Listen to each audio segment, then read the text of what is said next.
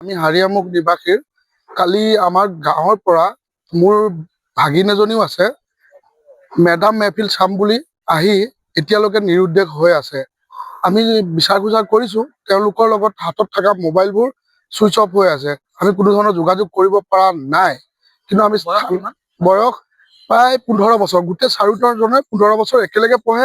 ৰহা girls কলেজত পঢ়ে, 9ত পঢ়ে তেওঁলোক। হয়, তিনিজনী ছোৱালী 9ত পঢ়ে আৰু এটা ল'ৰা হাই ছেকেণ্ডেৰীত পঢ়ে। ল'ৰাটো যিটো ল'ৰা সেইটো হাই ছেকেণ্ডেৰীত পঢ়ে।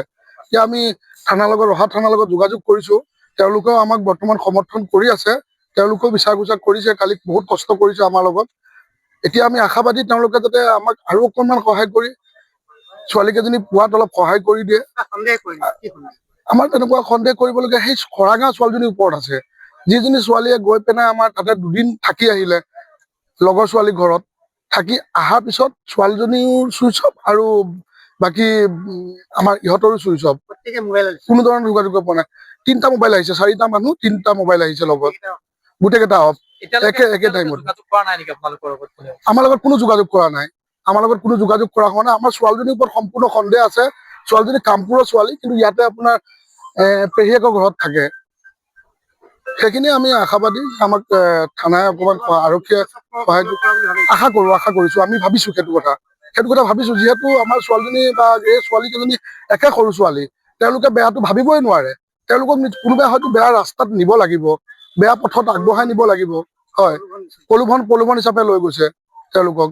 কিবা এটা নহয়তো কিবা নিচাযুক্ত দ্ৰব্য খুৱাই হ'লেও তেওঁলোকক অপহৰণ কৰিছে।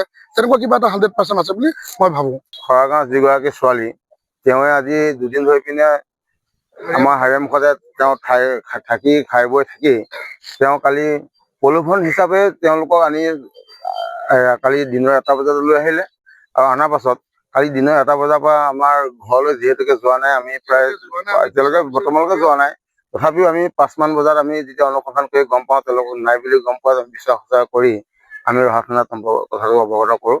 আৰু ৰহা থানাই তীব্ৰভাৱে তেওঁলোকক যিখিনি তদন্ত কৰিব লাগে তেখেতে তদন্ত কৰিছে। তদন্তত একো এতিয়ালৈকে সংসত্ব পোৱা নাই। আৰু যিহেতুকে পোৱা নাই, তথাপিও আজি আপোনালোকৰ যোগেদি আমি জানিব বিচাৰিছোঁ, যদি এই ছোৱালীকেইজনী বা ল'ৰাটোৰ যদি কিবা অনুসন্ধান পায়, ততাতৈয়াকৈ আপোনালোকে আৰক্ষী বিষয়াৰ হাতত কথাটো জনালে আমি উপকৃত হ'ম।